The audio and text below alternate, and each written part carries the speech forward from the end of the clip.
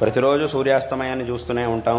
ప్రతి సూర్యోదయం వెనకాల ఒక సూర్యాస్తమయం ఉంది, ప్రతి సూర్యాస్తమయం వెనకాల ఒక సూర్యోదయం ఉండనే ఉంది.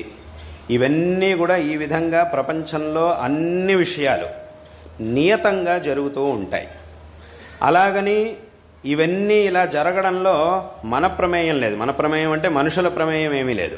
సూర్యుడు ప్రతిరోజు నియమంగా ఉదయిస్తున్నాడు, సూర్యోదయం ప్రతిరోజు నియమంగా అవుతోంది అనేటటువంటి విషయంలో మన ప్రమేయం లేదు. వర్షాకాలం వచ్చింది, వర్షాలు పడుతున్నాయి. ఎండాకాలం వచ్చింది, ఎండలు వస్తున్నాయి.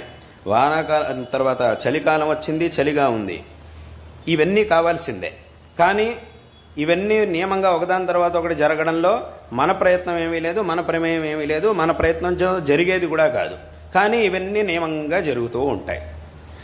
ఇవన్నీ కూడా ఈ విధంగా నియమంగా ఒక వ్యవస్థితంగా ఇవన్నీ జరుగుతున్నాయి అనంటే వాటంతటవే ఇవన్నీ జరుగుతాయి అని అనడం అది అత్యంత అసాధ్యం.